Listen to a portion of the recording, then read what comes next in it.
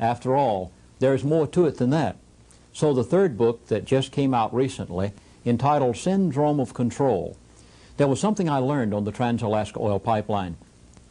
Because of my position as chaplain, I was expected to host or help to host dignitaries that came to the pipeline. It wasn't unusual for me to have breakfast with the Secretary-Treasurer of Exxon, to be with some congressman who was looking around the pipeline that morning, maybe that afternoon to be with some New York banker who was looking over the profits he might make from the pipeline. And I learned something from talking with these people.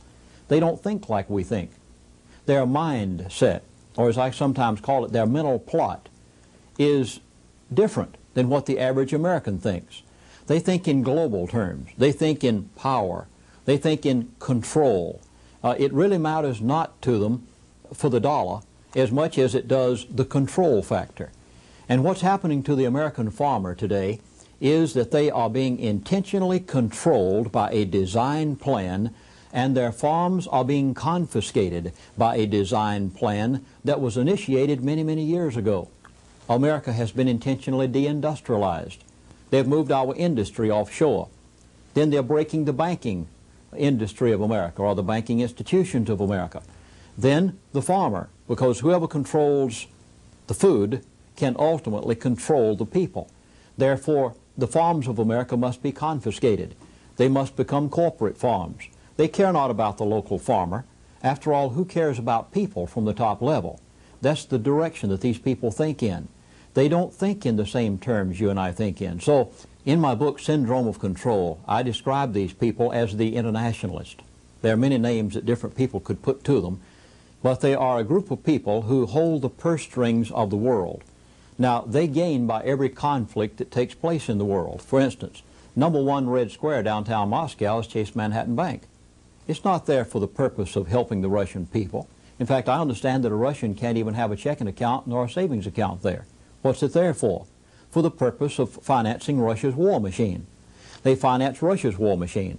They finance America's private enterprise that builds America's war machine. Every time our president goes to a summit conference and comes back and says negotiations broke down, they love it. Russia borrows more money from them, America borrows more money from them. They finance both sides of every war. They have everything to gain by it. They have everything to gain by breaking the American farmer, by breaking America's airlines, by breaking the American privately owned bank. Let's take an illustration of this. If the local bank goes under, that bank is a privately owned institution. It is a stock-holding company. Most of your local private banks are. Whenever that bank goes under, remember that the FDIC or the FSLIC guarantee the money that's in those banks. Now, who is the FDIC and the FSLIC? Let's take those letters and examine them one by one. First of all, the letter F stands for federal. Well, are they really federal? Is Federal Express federal? D, deposit. Do they really have enough money on deposit to cover the money that's in that bank? Insurance. Is it really an insurance? And the last letter is the best of all, F-D-I-C. C stands for corporation. Well, is a corporation a federal agency? No. Corporation has stockholders. It's chartered by either the federal or the state. Then who really owns the FDIC? Dig into the ownership of the FDIC, also the Federal Reserve. The Federal Reserve is owned by those who own the majority of the stock in the local Federal Reserve regional banks. Is the Federal Reserve an agency of the federal government? Well, what does the FDIC or the FSLIC have to gain by a local bank closing? Everything. After all, when a corporation or a company declares bankruptcy, the stockholders lose everything. The owners are changed. Who gets the bank free of charge, doesn't pay a penny for it? All of its assets, pays nothing for it? And who can call the loans within X number of days that are outstanding with that bank? And the farmers are required to pay. And if they can't pay, who confiscates the land? You see, it's to their advantage to break the banking industry of America. It's to their advantage to deindustrialize America. It was likewise to their advantage to break South Africa. Do you really think that race is the issue in South Africa? Remember that South Africa was the only completely self-supporting, self-sufficient, free enterprise Christian nation in Africa. Do you make any money off of a nation like that? No, a nation like that doesn't have to borrow anything from you. So what do? You have to break them so that you can put them under interest or usury. So what did they do? They broke the economy of South Africa. So in turn, South Africa has to bow their knee at the hand of the international bankers to say, we need money.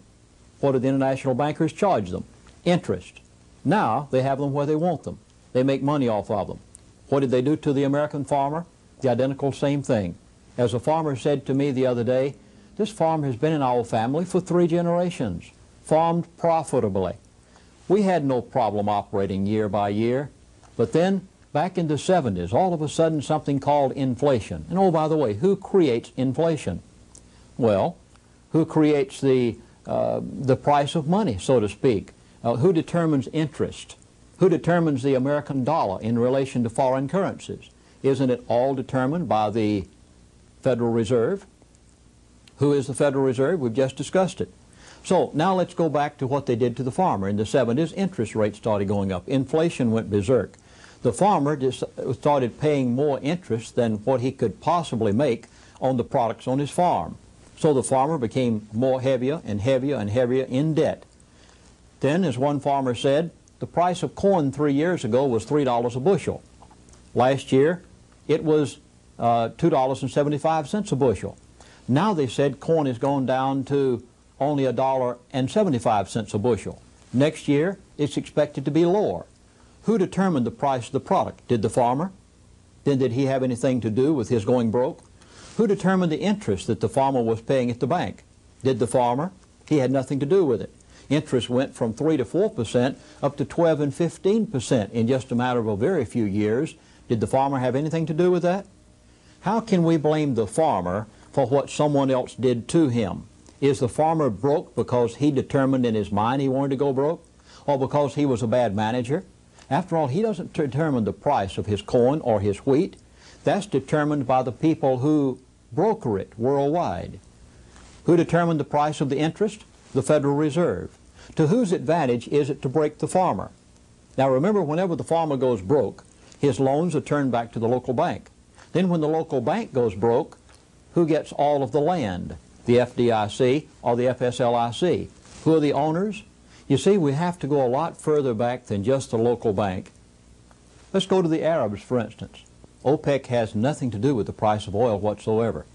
Remember that 35 to 40 years ago, the people who are today Arab sheiks were nothing but nomads roaming the deserts riding camels. How much did they know about international finance? Well, international bankers found oil on their property, decided that they would build their oil fields. But what do they charge whenever they build Arab oil fields? They charge interest, don't they? Well, they did, and made the Arabs. Then all of a sudden, oil prices go down to $10 a barrel, as low as $9 a barrel. Who did it? Does OPEC really control the price of oil? Quite to the contrary.